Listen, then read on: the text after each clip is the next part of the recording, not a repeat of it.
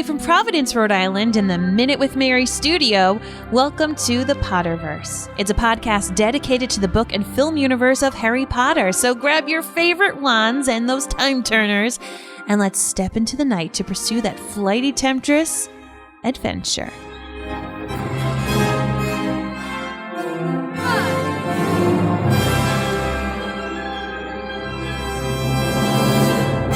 Everybody, my name is Mary Larson. My name is Blake. And I'm Reese. That's right. As you can tell, ladies and gents, we have a little bit of a guest with us today. It's our little lad. And we decided, you know what? It's time. It is time for him. It's time for him to join us in the podcast and talk some Potter. Mainly because our little lad loves this chapter. And he has read this chapter, I don't even know. Reese. We don't know how many times. Countless times. Around 100. Around 100. And he is currently attending Wizarding Camp. He has taken Harry Potter classes throughout the entire school year on every single Friday as an extra learning class. And he has been crushing it in Harry Potter trivia compared to all the other young children. Oh, so our little lad is here because he's excited about this chapter, and as you said, Blake, so are we. And of course, yes, the title of this chapter, this is chapter 8 in the Order of the Phoenix. This is a chapter titled The Hearing, and we did let our little lad choose the quote. So Reese, take it away. The witch with the monocle on Fudge's left cut across him with a booming voice. You produced a fully fledged Patronus? Yes, said Harry, because a corporeal Patronus? Oh, what? Said Harry. Your Patronus has a clearly defined form? I mean to say, it was more than just vapor or smoke. Yes, said Harry, feeling both impatient and slightly desperate. It was a stag. It's always a stag. Always? Boomed the Madam Bones. You have produced a Patronus before now? Yes, said Harry. I've been doing it for over a year. And you are 15 years old? Yes, and you learned this at school? Yes, Professor Lupin taught me in my third year because of the... Impressive, said Madam Bones, staring down at him. A true Patronus at that age. Very impressive indeed. Well done, buddy. Thank you. Yeah, you're welcome. So what Daddy and I like to do when we read a quote is we like to say why we chose that quote and what we think about it. So why did you choose that quote out of chapter 8? Because while Harry's there, it's just because he cast his Patronus with his cousin Dudley, as we would have seen. I know, but why did you choose that part to read? Why do you like that part of this chapter? Because that's what Harry's mainly there for casting a Patronus. And he knows he's supposed to do that because it was the right thing. And this Madam Bones is inquisiting about him. She's quite interested, but you're right, this is the whole reason he's there. And he's trying to stand up for why he was there. I like that. And you know, what's really fun about the bit that you chose is that for the most part, everybody in this hearing is being pretty mean to Harry, right? Yep. Especially Fudge. But when he starts talking about the fact that he can do a Patronus, how does everyone react then? Holy moly guacamole! That's right. They are stunned, wicked impressed. Not only that he could do it, but that he's done it multiple times before. I get it. Oh, me too. To them, it's like... Yeah, mind blown for sure. Well, all right. Now that we've been able to chat about the quote, let's get into the show. I solemnly swear that I'm up to no good.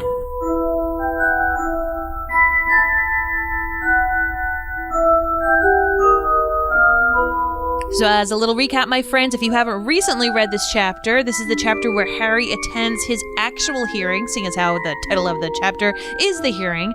And nobody believes him, particularly Fudge does not want to believe him about Lord Voldemort. Harry is shocked because Dumbledore comes on in. He's got Mrs. Figg to be there to testify for him. People are excited about his Patronus. And then at the very end, Harry is cleared of all charges but it was a doozy, my friends. It was a doozy. And this, of course, all takes place on August 12th, 1995. All right, Reese. What are your immediate thoughts about this chapter? What stands out to you? Unfair. What's unfair? Fudge, I'm telling him, you did something bad, and I'm giving you a full criminal trial for this. Okay, why is that bad? Because Harry did this teensy-weensy bit of a problem, but it's allowed.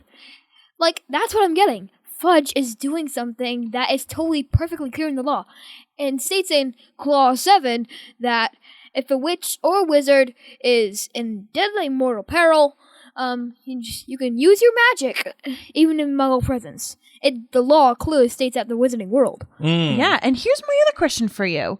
Why is Harry even doing the Patronus charm in front of Dudley a problem? Because there is no secrecy about the wizarding world in front of Dudley because Dudley knows his cousin's a wizard. He's actually seen magic before and not necessarily had his mind wiped of it. So for Fudge to say, hey, you broke the secrecy, you did the Patronus charm in front of a Muggle, yeah, it wasn't even just any Muggle. This is his cousin who knows that witches and wizards exist, right? Yeah. He just wants Harry to get expelled from Hogwarts. He doesn't want him messing around with students' brains, telling unfortunate lies like Saint Diggory's murdered by Lord Voldemort, blah, blah, blah. So why do you think he doesn't want Harry to talk about Cedric and Lord Voldemort? He doesn't believe it. He feels he gets uncomfortable about it. Why is he uncomfortable? Because he doesn't want Lord Voldemort rising up again and destroying what they had built over the last 13 years. So do you think he believes that Lord Voldemort is real, or do you think he is just trying to ignore it? Just trying to ignore it. He's just trying to ignore it? As it suggests in the last book, Fudge is I don't believe it. Nope, not taking it. Yeah. What would happen if he admitted that Harry was telling the truth? I think what Harry did would be perfectly passable. In the law. Yeah, but what if Fudge changed his mind? He said, okay, you're right. Lord Voldemort's back. What would happen? And, why? What is the benefit for Fudge? Fudge would get kicked out of office. Oh, you think so? Yep. Oh. Because why? He took something serious but decided to ignore it. Okay. So he was a bad leader. I got it. And didn't protect everybody, right? Uh-huh.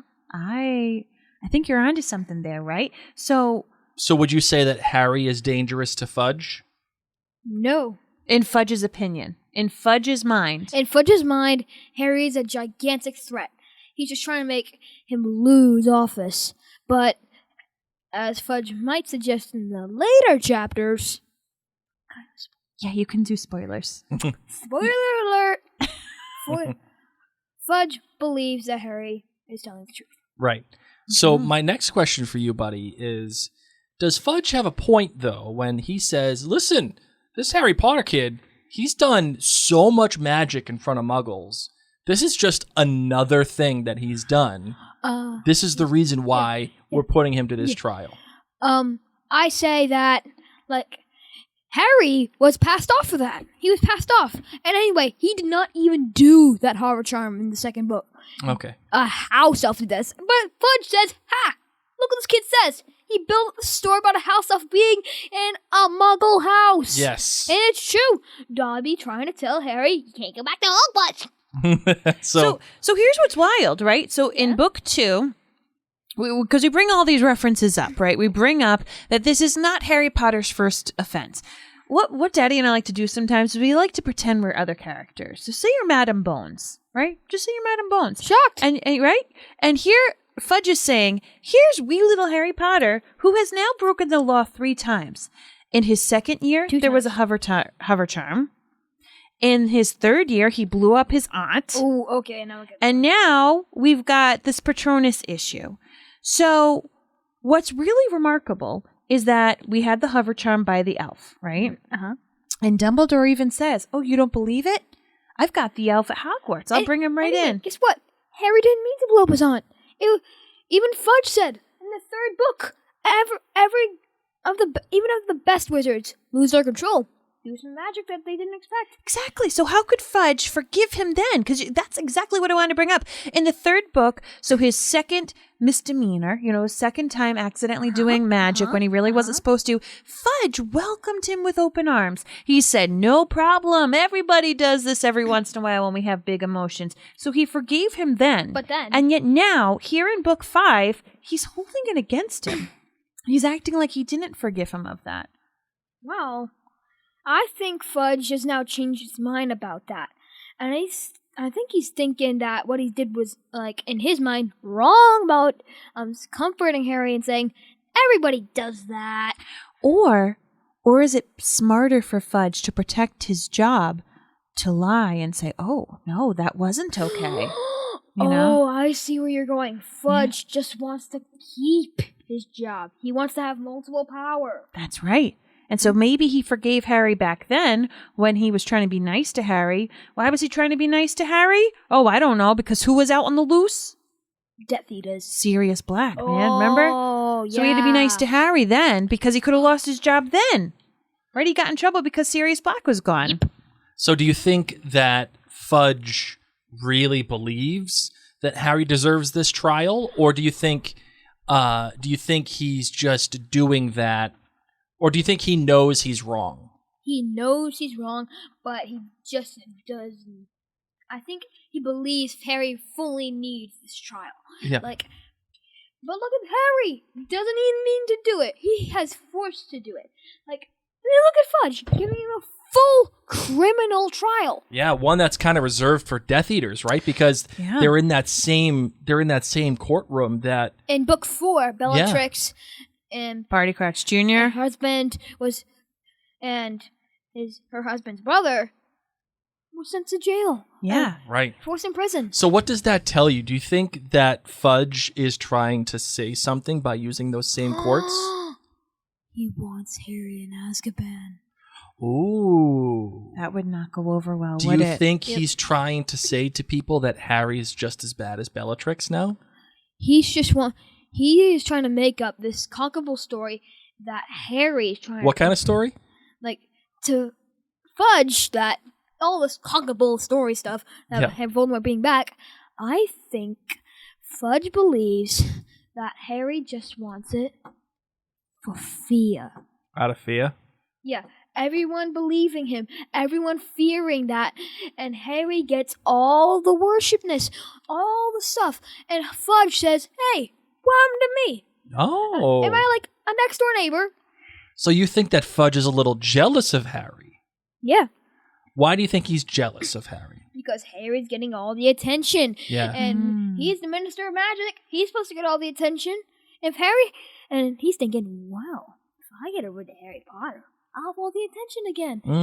Everyone will listen to me, and I won't be bugged off. And, it seems kind of right that you think that because Fudge's, his choice is to say, I want this trial over fast. I don't have time to take testimony or listen to stories from anybody else. We don't need witnesses. He broke the law. So do you think that he is trying to make the trial go fast because he doesn't want there to be any chance anybody comes to defend him? Yeah, but then there's Umbridge. She comes in.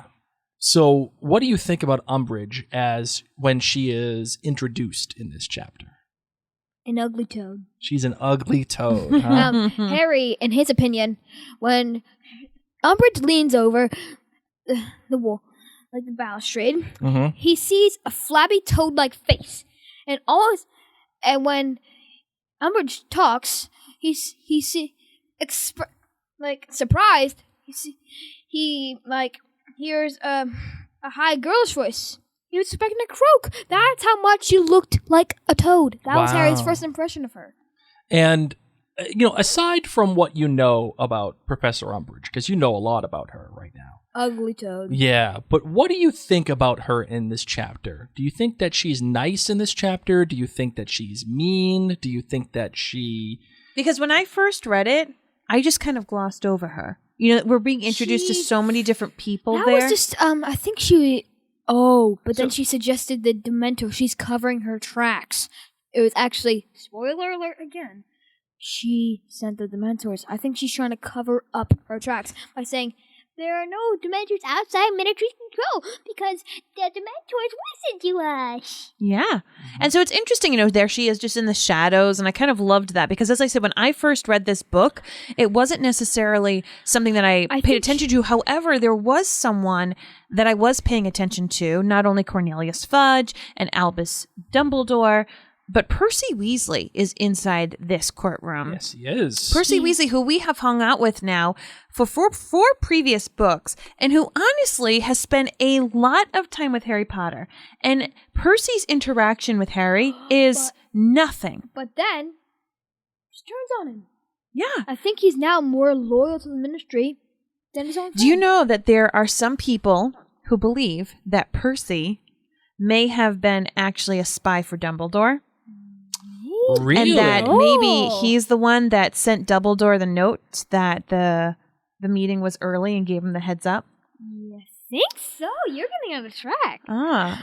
So that's a theory. I don't go for it. I do think that would be out of Percy's personality. I would agree. But I think it's a fun thing because how did Dumbledore show up early? I think... Who let him know that it was... He said he was there 3 hours early. Percy? And Percy was already there. So, back to the Umbridge problem. I think she was going in the shadows because we're hanging... Huh? Yeah, I think Umbridge is lying in the shadows because I think she likes a little suspense. Let's stick with Percy for a second because I think it's really important that we're here with a family member who spent a lot of time with Harry.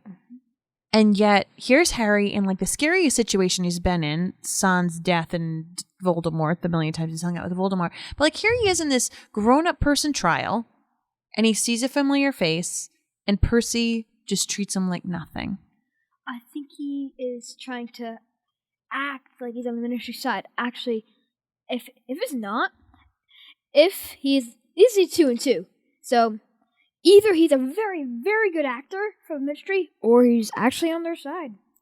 I think he's on the Ministry's side, which just kind of breaks my heart. But why did the chains in the chair not wrap themselves around Harry like they did for the Death Eaters? But they clinked menacingly.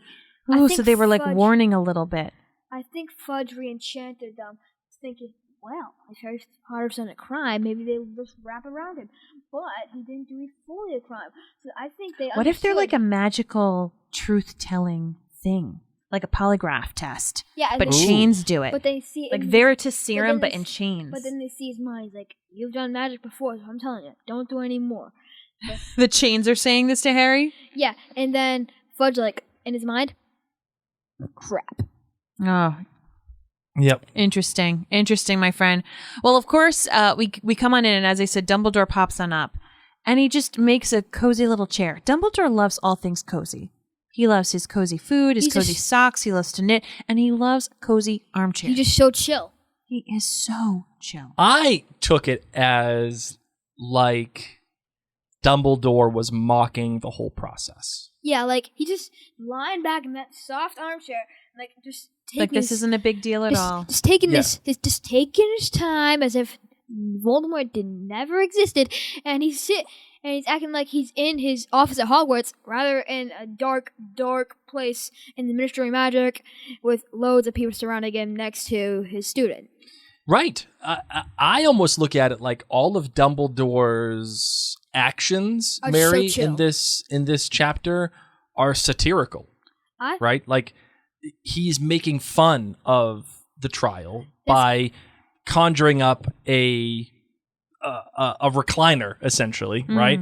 And then the way that he speaks to Fudge and to Umbridge is a manner that is super passive aggressive, where it's like, oh well, of course, like I know that everything's above board here, and of course you're going to search this because you're so great at your job. Like I figured that would totally be your modus operandi. And to bring a different vibe, right? Because here we are in the chains and it is so serious. So for him to bring a cozy armchair, he's calming everybody else down. Because when Dumbledore comes in, What do some people do? They, like, wave at him. They wave at him. They're excited. They're like, oh, it's Dumbledore, because he was But- kicked off the Wizarding Right. just a little while ago. That used to be part of his job, Like, he would be with them. He was kicked off because Fudge's downright unfair decision.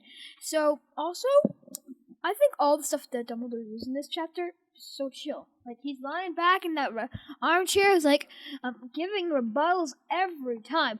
They're looking at the mystery like, well, you try to say that. Well, I got just the right rebuttal in my mind for that. He did have some good rebuttals. However, his witness, Mrs. Figg, shows up still in her carpet slippers. So, Yeah, Bless her not sweetheart. Bless her sweetheart. And what stinks is she was there. She did experience all of this. And yet, the way that she speaks during the trial, Harry thinks it sounds rehearsed. It doesn't sound like it's actually going to sway anybody's opinion, that it doesn't sound real. And what's wild is that the people on the Wizarding don't even know if Squibs can or cannot see Dementors. They don't keep track of them. And it makes you feel bad for all the Squibs out there that really don't have, the Squibs are family members in wizarding families. Yeah. And yet there's so little knowledge about them, whether they can see magic, be around magic, and if they should even be registered as potential magic people. Well, I think one of the things that kind of makes me sad about someone like Mrs. Figg or Squibs in general is that they don't have a place. Mm-hmm. They're neither Muggle nor they love wizard cats. or We witch. know they love cats. Right, but they're just, nobody knows about their lineage that's a Muggle, right? Mm-hmm. But the wizards almost don't want to acknowledge them for the fact that they're Squibs. Like you said, Mary, nobody keeps track of them. They don't have to register wands. They don't have to do anything other than just exist in between two worlds. So it's hard, right, for Squibs, I think, to live in that kind of existence. And the way that she is treated, and I would dare say dismissed through most of this, it shows you that the wizarding world, it's just one more window into the wizarding world is not the greatest place that we've kind of put it in our brains to expect. It's not all sunshine and rainbows. This book is when it starts to happen, right? Like for the most part, when we meet other witches and wizards, they're great, they're fun, they're magical. And now in this book, we start to see that there's a lot more wizards out there, not just Voldemort and his Death Eaters, but there's a lot more wizards out there that aren't good in their hearts. Right. You don't have to be. You don't have to be a Death Eater. Yeah, you don't have to be a Death Eater to be dismissive and think that you're better than. So I'm thinking they're giving off Mrs. Figg because the clothes she wears. They're just thinking about first impressions. If you're wearing her clothes, you get passable. But just by looking at her, Fudge says she ain't gonna be a good witness. Oh, okay. She can't prove nothing. She Okay. can't do anything. Just by that look, I know she's gonna be rubbish. You know what I found interesting is Harry wore a T-shirt to his hearing. Yes. At least in the movie, they put a blazer over his T-shirt. But I thought that was a really interesting choice. Like, this boy has a lot of money. Why didn't he get to go and buy a blazer to look a little bit more presentable for his court case, which is such a big deal? And also, I felt like people didn't prepare him well. I feel like nobody sat down and said, okay, Harry, here are some example questions that you could be asked. Like, I would have loved it if Lupin sat down with Harry and said, we're going to practice. We're going to have you sit in a chair, and I'm going to pretend to be Fudge, and I'm going to ask you what happened. And then Harry would feel a little bit more prepared. I know. But I think they're just giving him a better excuse because he's wearing more He's not wearing super presentable clothes, not man. super presentable, but just the right example. But Mrs. Figg, like wearing stuff that she would wear in the night, I think Ministry would say, Do you think that Dumbledore placed Mrs. Figg there on purpose because it placed her not at the courtroom, but in charge of Harry's On protection? Privet Drive? Because nobody really cares about Squibs, and there's no registered wizard or witch watching over Harry. Like, in case something like this would happen. And again, we get into this whole how much does Dumbledore know and how much is he planning for question, right, Mary? We get into that debate. Mm-hmm. So do you think that he placed her there on purpose because he knows that she would fly under the radar at Privet Drive? I 100% agree. do. Yeah, I 100%. Totally. He knows the ins and outs. He was on this court. He knows the lack of knowledge that they would have on these. Yes, 100%. How about you, Reese? What do you think? So I think he just wanted Harry to have a nice, good surprise in case anything bad like that just happened. Because I think he placed. I think this might sound a little weird, but I think Mrs. Figg was a good friend of the Potters. Oh, okay. So they're very odd friends of the Potters, like Matilda Bagshot, for instance. Look at her, old, mish, shabby, and she's friends with the Potters. And look at Mrs. Figg, the exact kind of figure. I think Dumbledore picked her because she knew the Potters. Well, that's my theory. You think that Mrs. Figg knew the Potters way back when? Yes. Nice. That'd be nice. It's a good theory. I mean, look at Matilda Bagshot. She's friends with them. Yeah. It's a really interesting chapter because we get to see such a dramatic shift in Fudge. Harry is uneasy the entire time. He gets so excited when Dumbledore comes in the room, and he says he feels like how he did when there was Phoenix song. So he got to have this feeling about him of warmth and caring, and just the same way as the Phoenix made him feel, which of course is so cool because the Dumbledores and the Phoenixes are tied, of course. And yet Dumbledore doesn't look or talk to Harry at all, and that's all that Harry wants.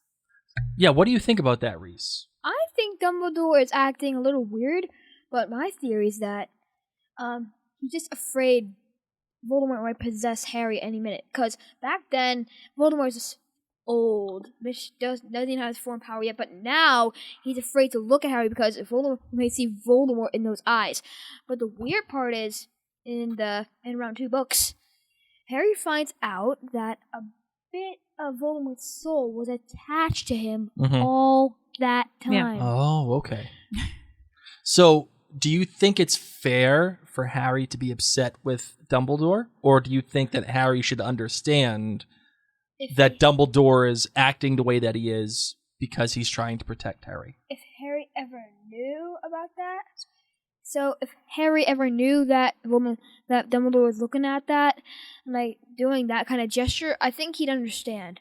But now, I think to Harry, it seems a little unfair. Yeah, do you think that it's okay for Harry to be upset?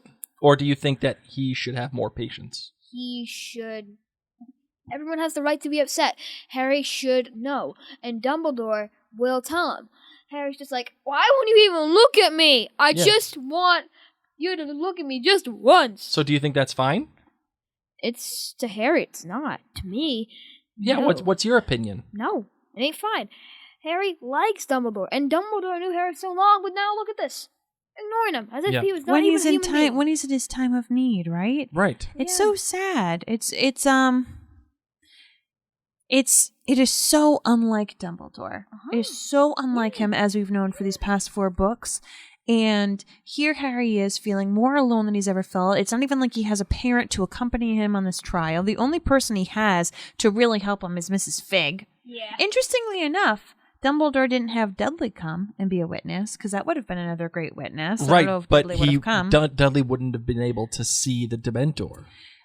So here's the question. Could Mrs. Figg actually see the Dementors, or was she being coached? Because no matter what, she steps upon them as the Dementors are leaving and Harry has his Patronus. Can she see a Patronus, or does she just hear Expecto Patronum? And does she know that that's the spell that you use to banish the Dementors? So I don't think it's ever really clear to us as readers if Mrs. Figg, and therefore the Squib community, could actually see the Dementors, or did she just see the effects of them? What do you think, Reese? I think, even though she's judged without any magic and registered as a Muggle, I think she has because of the wizard blood, she was able to see the Dementors and feel the effects. Because of that, wizard blood is able and every single wizard, Squib, like, look at Filch. He could see the Dementors. Can he? Yeah, he can. How do you know? I read about it in the third book. Oh, okay. He could see the Dementors. He actually called them once. So, Thank you, it Reese. proves that Squibs particularly can see. Oh, that's odd. Note that. Oh, Squibs cannot see Dementors, but I think she felt the effects. Some people say that they can, so that's what we're trying to figure out. So I I would say that just based on text alone, I think it's text can be wrong. So I think that she You're right, will Reese. be able to see them because the internet doesn't mean the internet's right. no, well, you did say that sometimes the text can be wrong, and you're right, and that's sometimes called or referred to as an unreliable Source. narrator or source. Yes, when somebody is writing a book, and sometimes the text is wrong, they're doing that on purpose because that means the person who is, the story of the person that's telling the story, is unreliable. Thereby, they're an unreliable narrator. Okay, I get. So I would say that the text. There's potentially an interview with the author that says Arabella Figg never saw the Dementors that attacked Harry and Dudley. Maybe because she was too late. I was just going to say that the text suggests that she was coached, and the way that she delivers the lines feels natural to me that she was coached. So I'm saying that she was too late to see the Dementors, but she felt them. I can believe that. Okay. But she was too late. The Dementors already swooped away. The Patronus had already charged down the Dementors. But I think she heard the expected Patronus. She was like, She knew what that was for. and And then that's she what's knows interesting. Harry's the only wizard here. She's like, Harry's in trouble, and Dementors are here. Do you think that Fudge believes Mrs. Figg? To him, of course not. Look at her. She's not very good in first impression. And guess what? I better not He wear counts- carpet slippers around you, I buddy. know. He thinks that Squibs can't see Dementors. He thinks that she wouldn't be able to see them. She's making up the story along with Dumbledore and Harry. She wants Harry to get all the attention. Oh my goodness And gracious. you want to know what an interesting fact. At the end of book 4, Dumbledore says that the Dementors could be convinced to leave the side of Azkaban and go to the side of Voldemort. Well, And as I think what's happening, well, we could at least attribute some of this to this notion, is that if Fudge admits in any way that the Dementors have done something without the permission of the Ministry, it then means that they are under the influence of somebody else. But he has to maintain that they have complete control over the Dementors. And that is the logic that Dumbledore uses against Fudge in the best way. Okay, well, you can't have it both ways. Either you control their every move, or they're taking orders from somebody else. Well, Which one is it? they're taking orders from you, but someone else inside the Ministry, not directly Fudge. It's right. And this is what gets wild is that Dumbledore is there throwing out all these things. Okay, then who sent the Dementors? What are the Dementors capable of doing? And it gets so wild. One of the examples is I that blustered Fudge fiddling with the papers before him. I want this over with today, Dumbledore. But naturally, you wouldn't care how many times you heard from a witness if the alternative was a serious miscarriage of justice, said Dumbledore. Serious miscarriage? My hat, said Fudge at the top of his voice when I was getting so flustered. Have you ever bothered to tot up this number of cock and bull stories this boy has come up? Why try to cover his flagrant misuse of magic? I suppose you've forgotten the hover charm he used 3 years ago. And we go through all this stuff and he's yelling, no, I have not gotten time to listen to house elves. Anyway, that's not the only. He blew up his aunt for God's sake, Fred shouted, banging his fist on the judge's bench and upsetting a bottle of ink. Reese, I'm going, okay. And you very kindly did not press charges on that occasion, accepting, I presume, that even the best wizards cannot always control their emotions. So Dumbledore's saying this when Fudge is not controlling his emotions. Dumbledore says this calmly as Fudge attempts to scrub the ink off his notes. Fudge was so angry, he spilled ink while he's yelling at the top of his voice, flipping out, and Dumbledore's saying, okay, so yeah, he blew up his aunt. Sometimes people have a hard time controlling their emotions, don't they, Fudgy? Yeah, he makes a big mess. And then he goes like, and then just found his voice. He goes like, I can't stand it. Yes. All right. So we get to meet a lot of people. We meet all of the different interrogators. Of course, we meet Dolores Umbridge, who we're going to spend a lot of time with in the upcoming chapters of this book. We learned everybody's middle name. This is actually the chapter where we learn that Harry's middle name is James, of course, named after his father. Fun fact, Cornelius's middle name is Oswald. Yep, which of course us Americans hate. Yes. Because that is the last name of the assassin who killed JFK. Allegedly. So, yeah. So, interesting, of course. We have Susan Amelia Bones. And of course, Amelia Susan Bones, who is actually the aunt of Susan Bones. We talk about Susan Bones, the Hufflepuff, a lot in the books, of course. Susan Bones! Dolores Jane Umbridge, which is pretty neat. And then, of course, Percy Ignatius Weasley. Ignatius is from the Latin word which means fiery.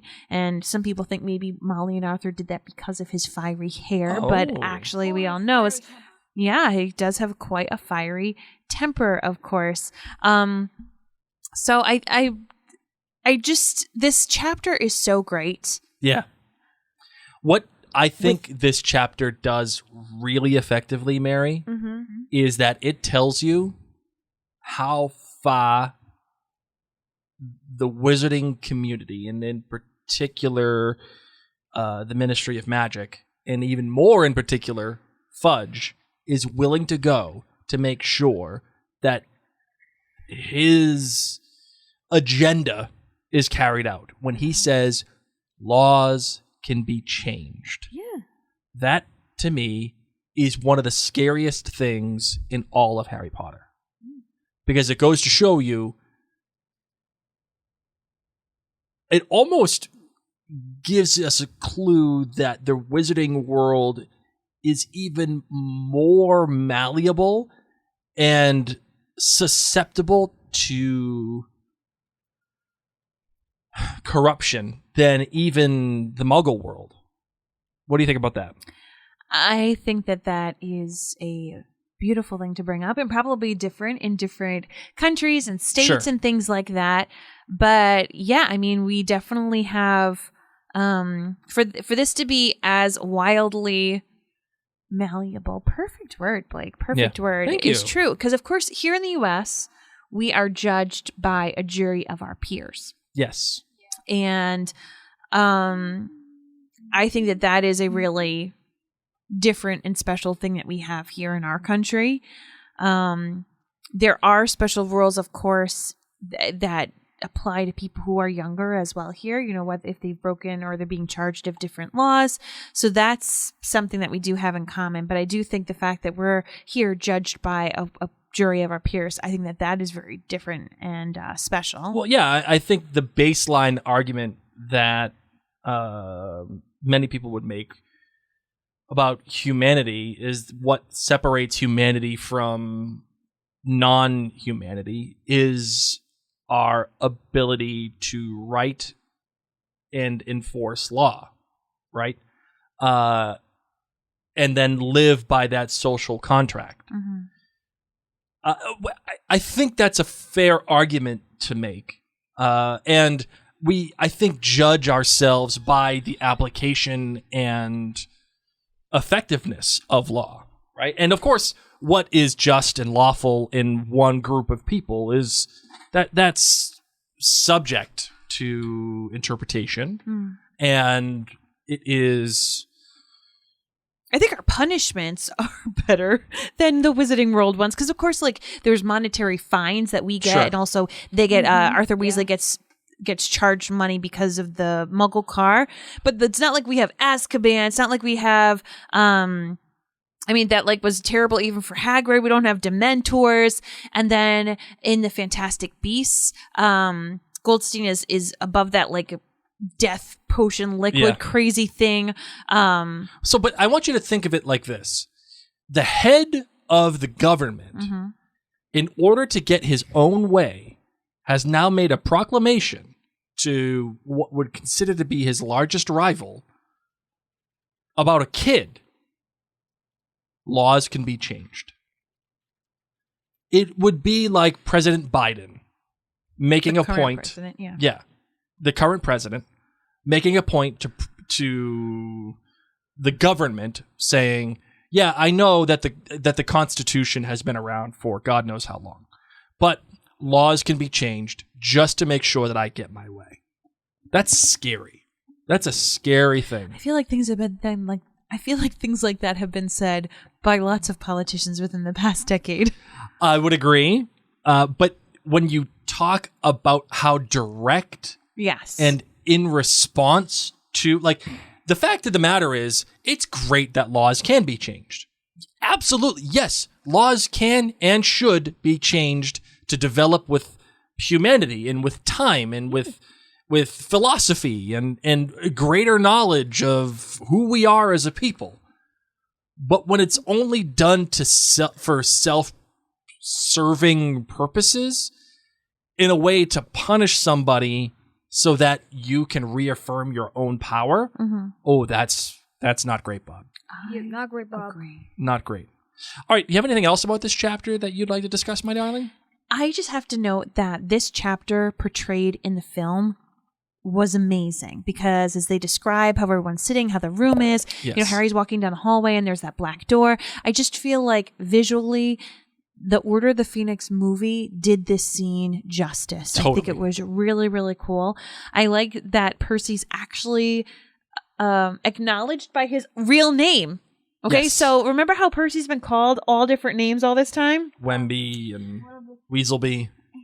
Yeah, no, Wimby. Percy Ignatius Weasley. That's right. He actually gets his full name. So this to me is more showing that yes, he did leave his parents. He's getting respect here. People actually know his name, and I was really, really let down by Percy in this time frame.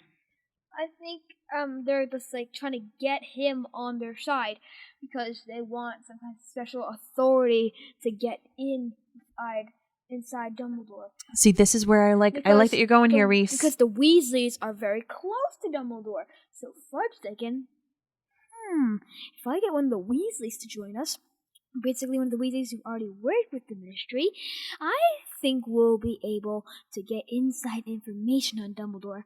Maybe if he's planning an army against me. I love this. Because that's what Fudge is afraid of. Dumbledore rising against him. And Dumbledore is not going to use that against him until in a later chapter.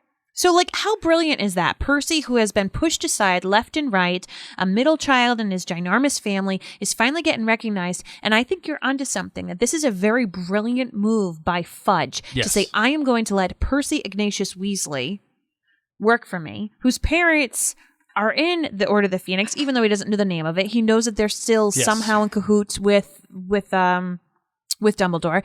They know that Harry Potter's bestie is their son, that he hangs out with the Weasleys. He goes there for holidays and all that kind of stuff. I totally agree with you, Reese. I think that they elevated Percy to this very high up position and are making sure that they're giving him dignity by saying his whole name and treating him like the peers and giving him this really good job because they want to keep him close in case he does have information about Harry Potter and information about Dumbledore. I love it. Anyway, I think they're trying to soften him up to get on the side of the Ministry, and I think he's getting money. Loads of it. Oh, okay. Let's hope he is, because those Weasleys, they could use a little bit. The Weasley twins. All right, you want to do different perspective in I would male, love to. or do you want to hold? Let's off? do it. Okay, all right, let's do the different perspective. The different perspective, of course, is brought to you by Minute with Mary. For those of you who don't know, in addition to being a mom to this amazing child and our little lass and being wife to Blake and podcasting, I also help people feel more confident and creative when it comes to their makeup and skincare.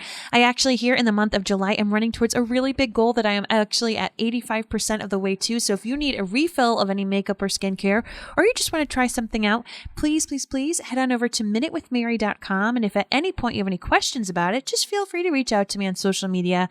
I would love to help you feel more confident and creative. All right, time for the different perspective. Holy cricket! You're Harry Potter! I'm Hermione Granger. And you are? Arabella Figg. Mrs. Figg. Hi, you want to explain this to this muggle boy next to me? What's happening? Sure. So every podcast episode, Mama gets to assume a character other than Harry Potter, and we get to ask her questions like she's that character. And we call it a different perspective because everybody talks about Harry this, Harry that. Harry, whatever. Well, we want to know what's going on in the people's brains that are around Harry. So, Mrs. Figg. Yeah, hi. Big day today, huh? This is the most exciting day of my life. I cannot wait to go home and tell my cats. They're so jealous. I actually snuck one in my bag. Meow, meow, see? Get it out. I have rabies. Do you know which one it is? Yes. Fluffball? Fluffball. Oh, that'd be great. That's one of his cats. That's one of his cats. Thank you. Well, just get out. I have rabies. So, it doesn't have rabies, okay? It's part Kneasel. This is the most exciting day of my life. Now, Yes. For those of you who don't know, living the life of a squib, it's not all it's cracked up to be. I didn't think that it would be. Oh, well, Nobody some really people- cares about you. But a lot of people do. Who cares? A lot You of can't people. even see the Could dinosaurs. you name one person that actually cares about you? I don't know. My mom told me that lots of people would Dumbo. care. Your mother I told you said- you're special, right? Yes, she did. She said, squibs are special. Alliteration. SS. Well, Squibs are special. What about- Squibs are special, what about- sweetie. what about... So I gotta tell you, like, today was the best day of my life. Okay? Uh-huh. I love Harry Potter. Uh-huh. He's the only person who appreciates my cats. Really? But yeah, he comes over and he would see the pictures and listen to them. There's great. But I got to go into the Ministry of Magic. Ooh. Wow. Well, have I've you- never been here before in my life because, I never got to do any of this stuff. So here I am. Yep. And they asked me for my wand. Uh-huh. I didn't know what to do, so I just reached in and gave him my knitting needle. That was great. And then, and I did the telephone thing. There was this telephone. I had to go in and push all these boop, boop, boop numbers. And I came inside. There's a fountain. Oh, my goodness. A fountain. What did you think about the fountain? It was gorgeous. I stuck my hands in and took all the money. How dare I you? have too many mouths to feed at home. Too many bills. Do you know how much cat litter I go through? You Okay? can't, but that's stealing. Listen, it's I'm gonna not- call you the cops. No, it's okay. It's my civic duty. My civic duty. So I got to go get a little. I mean, that's what it's for, right? Yeah, It's for the, sure. for the downtrodden. Yeah, you know Yeah. what? When you get a phone call later on today, Yeah. asking you where the money went. I don't even have a phone. Yeah. It's great. I don't have an owl. It's wonderful. You know what I'm going to do with this money? What's that? I'm going to buy some shoes because there was this kid on a podcast putting me down, saying that I wasn't dressed presentably. So that's what I'm going to do with all the money that I took. End scene.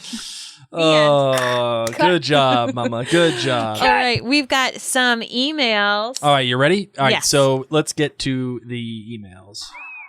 Oh, Miles here. All right, this one comes from Will. He says, "Oh my goodness, thank you so much for reading my email on the podcast. When you started reading my email, I'm sorry. This one comes from Charlotte. I apologize, Charlotte. Oh my goodness, thank you so much for reading my email on the podcast. When you started reading my email, I started jumping up and down a fangirl screaming. When you answered my question, I started tearing up. And when you had told me I didn't need to be popular, I sat on the floor of the living room and straight up started sobbing. Oh, I really needed to hear that. And since I heard it from you, two of my heroes and two of the only three that aren't fictional, I really do believe it. Anyway, sorry, Blake, but I am also a Snape hater, and I absolutely adore the character of Sirius. Therefore, I'm going to out Snape right here, right now. In Azkaban, when Sirius is yelling at Wormtail, he says that a whole lot of the Death Eaters in there with Sirius said they thought that Peter had double-crossed them. This means that all the Death Eaters knew, especially Snape, Voldy's right-hand man, that Peter was the one betraying Lily and James, meaning Snape knew it all along that Sirius was innocent. Why is he playing along with I would love Dumbledore? to hear your thoughts, and thank you again from Charlotte. Well, this is great for you, Blake. This is your question. Oh, man. Does Well, Snape you know know- what? You know what? Here's what I'm going to say. Snape's kind of justified. So what we're saying is that Snape knew that Wormtail was the one that did all the bad stuff. Because you know how Daddy likes Snape? Yeah. And how do you feel about Daddy liking Snape? Do you like Snape? How do you feel about Snape? He's evil. Yeah, he's rude. Well, he proved himself. He proved himself in the last book. Do you think that this is okay if he knew that Wormtail was the one that actually killed Lily and James Potter, and yet he continued to blame and try to get Sirius captured by the Dementors and get him kissed? He wants to play along with the Ministry, act like it's on their side, but he's secretly on the side of Dumbledore. But what does that matter when it comes to Sirius? What do you think, Daddy? Here's what I'm going to say. Snape, he's a little justified. I don't blame him, because Sirius tried to have him dead with the whole Lupin thing, and Sirius, Snape, why'd you go in there? Why'd you figure that out? Yeah, it's good in there. Don't worry about it. Okay, little script. You're Snape. Hey, Snape. Yeah, what? Get in that hole. Why? Why should I? I dare ya. There's something really cool down there. Oh, is there really? All right, I'm going to try and figure it out. And then I almost die because Sirius decides that it's going to be funny for me to go get offed by a werewolf. Yeah, so you know what? I think it's okay that Snape gave Sirius the business there for a little bit, because that's how it goes. Interesting. All right, the next one comes from Will. Okay, there we go. Mary and Blake, loving the show as always, would really love at some point in a general life update on how you guys are doing. Question for you both. If you could create one spell, what would you call it, and what would it do? Oh. Mary, one spell, what would you call it, and what would it do? If you could create one.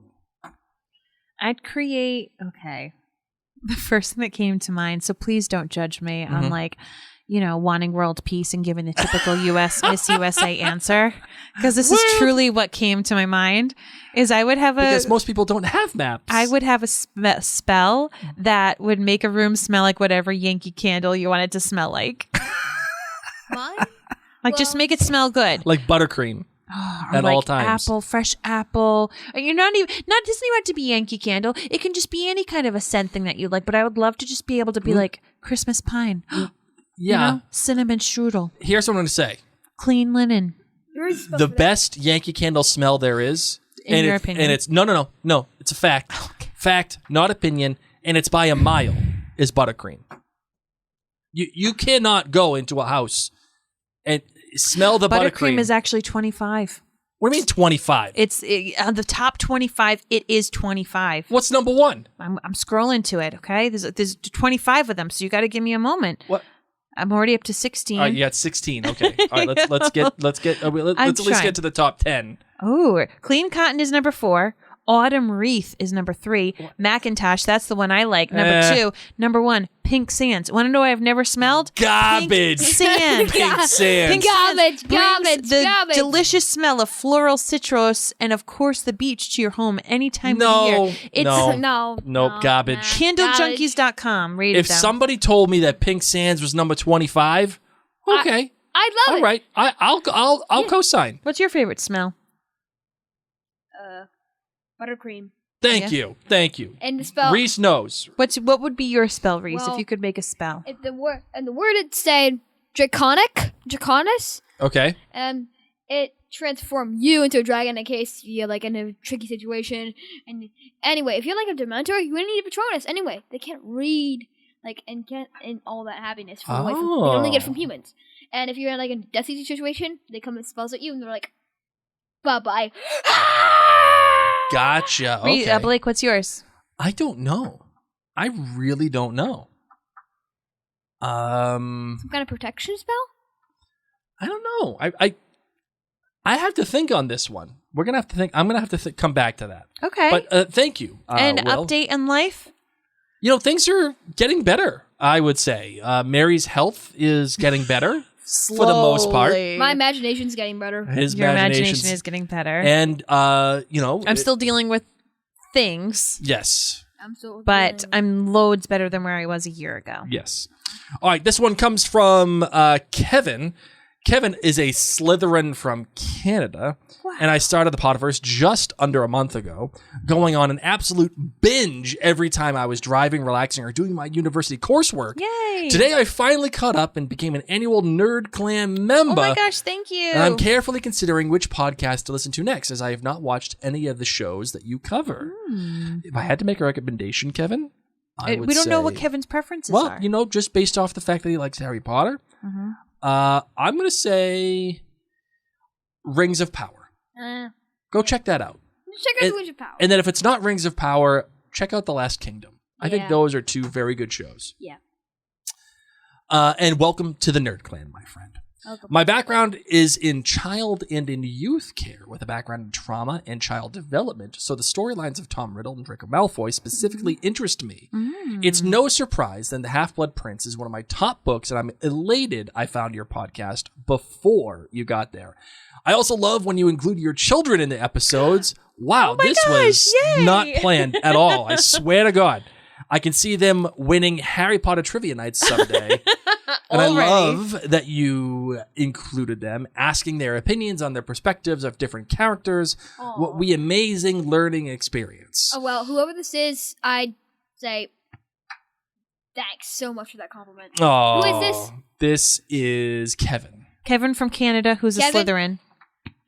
That really gave my heart a boost. And do you want to tell Kevin from Canada what house you were just sorted in today in your Harry Potter camp? Slytherin for the second time in a row. But in your heart, you feel like you are Gryffindor with Yeah. 12 the brave at heart.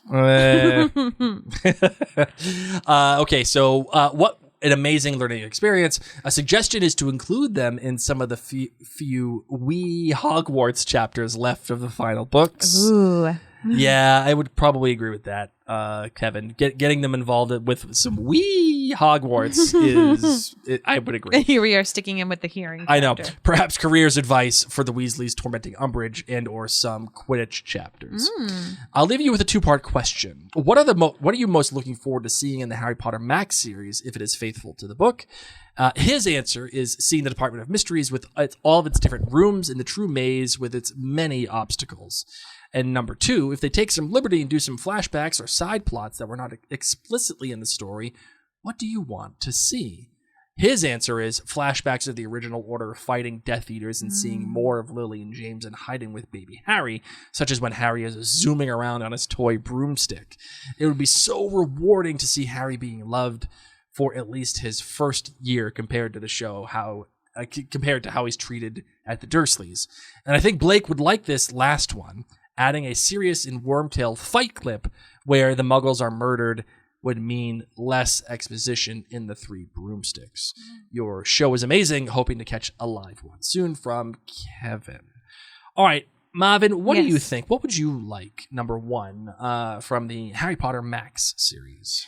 Honestly, I'm really excited for the wee magic, wee Hogwarts moments for that initial first season of the letters being delivered, of going on the Hogwarts Express. Would they still use the Jacobite train? What's Diagon Alley going to look like as a TV show? Do we spend more time in these different shops? I am excited to see the diversity of the cast, and if that is different, even in regards to like mobility. Like, I would love to see a student at Hogwarts using a wheelchair, for example. I want to see more of this world, because obviously they could only show us so much in the movies. So I would love to see all the bits that made magic so exciting for me, and I also want to see more of the people in this wizarding world that haven't necessarily been able to shine on screen. Sure. Okay, Reese, what would you want to see from a Harry Potter TV show? I'd like to see a future. The future. I'd like to see what happens in the future. Like after, like all right after. Like, No, they're remaking. You don't know this, buddy. They're making a TV show out of the books. Oh, okay. Well, right now I need to take a bathroom break. Oh, Sorry. I'm so Okay. sorry. I gotta go. It made him that excited. you come right back. Okay, you go take care of yourself. What would I like to see? This is kind of a cop-out answer, but I kind of want to see the wonder, right? Like later on in the films. Isn't that what I said? Yes, but you were referring more to the beginning of the series. As the show continues on, I want to still have that feeling of amazement and wonder and I love magic. Yes. My sense is that as we got further along in the films, there just wasn't time for I love magic. And I think that's an important part of Harry Potter, right? Agreed. Because no matter what, we're still viewers, and we're still not. We as viewers are not wizards or witches. So having that experience, being able to look at it through those eyes is important. I also kind of want to see if there's a way to fit it in. I would love to see how the founders operated for Hogwarts. Like, how did the Chamber of Secrets come about? How did the diadem go from hand to hand to hand? So, this is stuff that isn't covered in the books, so you're just hoping that there's going to be some extra bits? Yes. Okay. Yes. I think that's what Reese is saying as well. Interesting. Yeah. Yep. Okay, so I think that's what answers the questions. All right, this one comes from Tim. He says, "Hello, I'm a long-time listener and fan of Marion Blake, from Lord of the Rings to Bridgerton, and now working through the Potterverse episodes, and I'm just at the end of book 3. I know you are currently on book 5, and so I wanted to chip in a discussion point. I worked at a big bookshop when An Order of the Phoenix came out, and the author did a press conference and made a point of saying a main character was going to die in this book. This was huge. It totally colored my experience reading the book, as there were so many life-threatening scenes for many of the main characters, particularly towards the end. I was utterly convinced Hermione was the one that was going to die. She was the brains of the trio and my favorite character, but I feared this meant that she was going for the chop. I thought at one point Grop might accidentally crush her, and at the end in the Ministry that she had been killed by the silent spell. But I was basically worried about all of the children in the fight against the Death Eaters. I think the announcement and the numerous red herrings that were written in, McGonagall being taken out by multiple stuns, Mr. Weasley being attacked by Nagini, etc., were possibly intentional, and it certainly worked. Readers now won't appreciate the worry of reading this book and the real tension knowing one of them was definitely going to die. I love listening to your discussions. Cheers, Tim from Yorkshire. Reese, Yeah. I have a question for Yeah. you. When you were reading this book for the first time, Yeah. did you ever feel like one of the characters were going to die? Well, in the first part, Hermione, cause the silent spell, I'm like, flames on her chest. She's like, oh, Yeah. It just falls. Yeah. I'm like, Did you think that anybody else was going to die? definitely Ron, Really? cause that thing, like, What thing? the octopus, Oh, okay. thing. Yeah. Uh-huh. like it was strangling him so hard. Uh-huh. I think he would constrict.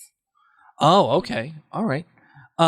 So I will say that I read this book but I watched the movie first, and I never really had the sense that one of them was going to die.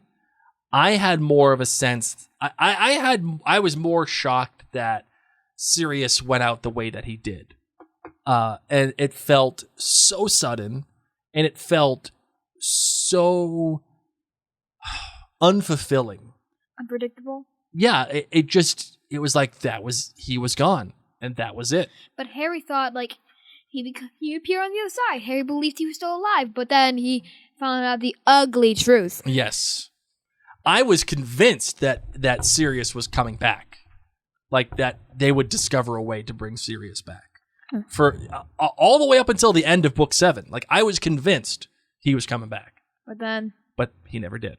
All right, the next one comes from Ladon. I'm not sure if these questions have been answered yet, so I'm listening to the Chamber of Secrets episode 8 right now. So if these are answered, ignore this, please. But I love your podcast. I always listen to it on the train to school. You two are so cute together, and I love your conversations. Well, thank you. Here are some questions.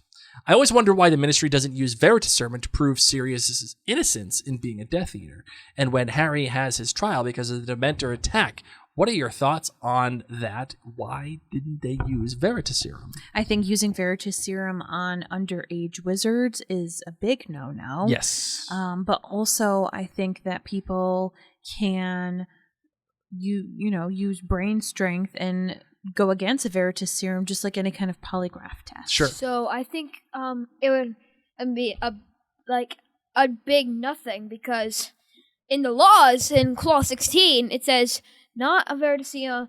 Do not use Veritaserum on an underage wizard still at school. And anyway, I think they did not do it because that'd be anyway.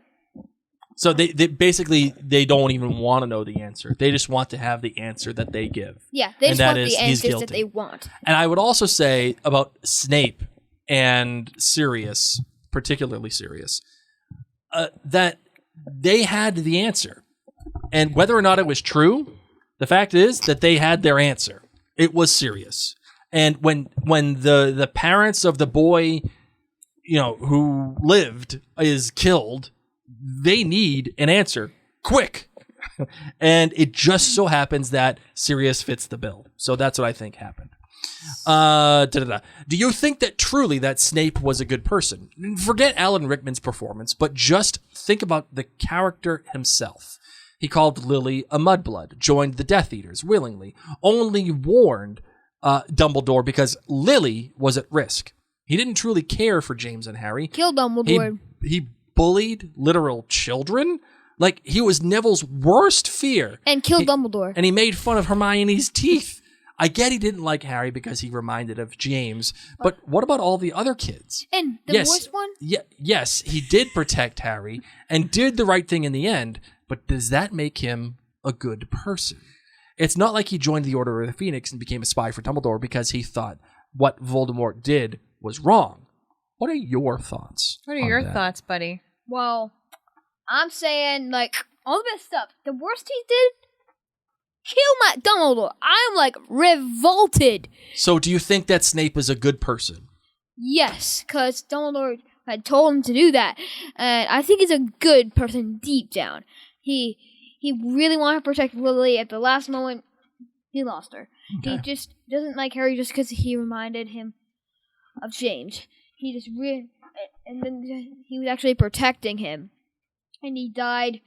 He gave Harry his last moments in Book 7. Snape gives Harry all the stuff Harry needed to understand. Mm-hmm. How about you, Marvin? Do you think that Snape is a good person? No. What? Okay. I do not. You want to? I do not. He would not have been my friend. You want to illuminate that take? I think that the person who's in this email is spot on. Bad to the bone. Just had a pretty unhealthy infatuation and deep caring for Lily Potter, and that is his only redeeming quality, is that he cared about her very much and felt responsible for her death and tried to do right just because Dumbledore told him this is how you can make it right. It wasn't even like it was his idea. Right. Like, oh, I need to save this kid. This is what I have to do. So no, I don't think he's a good person. I'm going to say that he's a highly traumatized person. Traumatized by what? All of the deaths. kids that were around him. And I think he has a very fragile set of self-confidence and A very nasty temper. attributes. The way that he treats kids, like it's not okay. I There's plenty hear of ya. people who've been traumatized in life who don't take it out on children, don't take it out on others in the world. So no, he's not a good when person. you think about the kind of person that he is, and sorry, no, that's not what I meant to say. When you think about the kind of actions he has gone through and lived through, lost the person that he loved, is Many now people. Has lost many people. No, I'm saying many people and lose has- the person they love. And has been made fun of, and A lot of people get made fun of. I agree. It's part of being in But school when for a you lot of look people, at sadly. how fragile that has made him, Yeah. I would say that I think he doesn't know necessarily any better. well, So- I think that there are a lot of people who would have faced the same difficulties and handled it a lot better. And he chose poorly, and he chose. Well, you also weakly. have to consider too that he is a Slytherin, right? So he is going to do what best serves him, right? And you cannot fault him for that, right? So when it comes to protecting Lily and being sad about that, and all, like that's just who he is. The same way that Harry jumps out to protect all these other people because he's brave. It's the same thing for Snape. I'm just saying, I don't dig it. All right.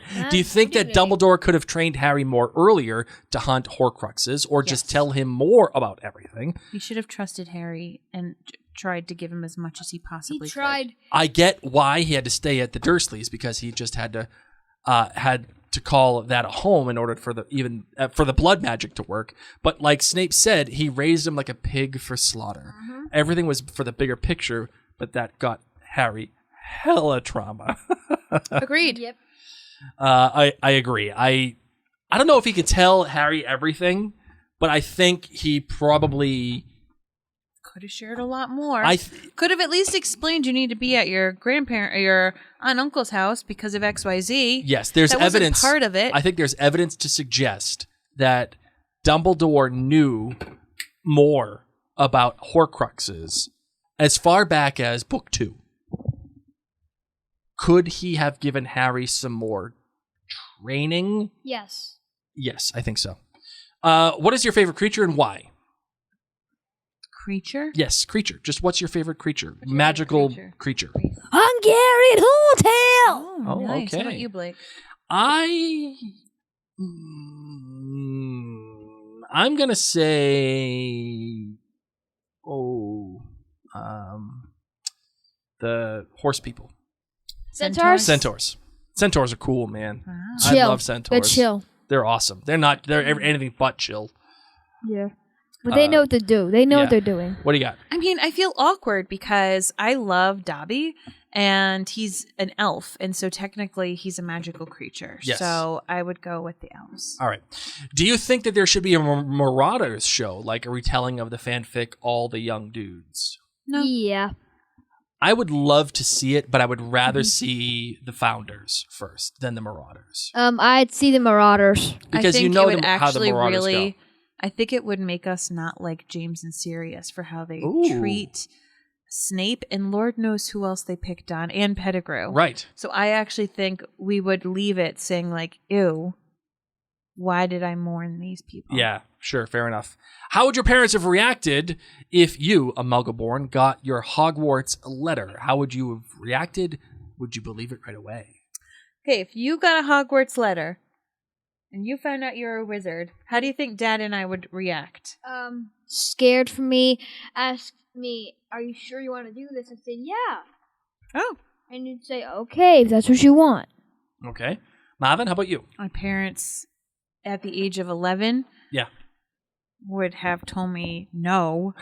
That's a because- sin. Yeah. I can't go with these witch and wizard people. Yeah. You don't, Yeah, I would not be allowed. I think my parents would have been like, see you later. Don't let the door hit you on the way out. Goodbye. You and your mother? Yeah, I think so. What? Ladon says, okay, sorry for the spam. I just love your podcast. Thank you for reading. Have a lovely day. And that is that, ladies and gentlemen. Thank you, everybody, Thank and you. Mischief managed. yeah, Almost. end of the podcast. Almost. All right, Marvin, you ready to close this out? Yes, Let's do it. Mischief managed.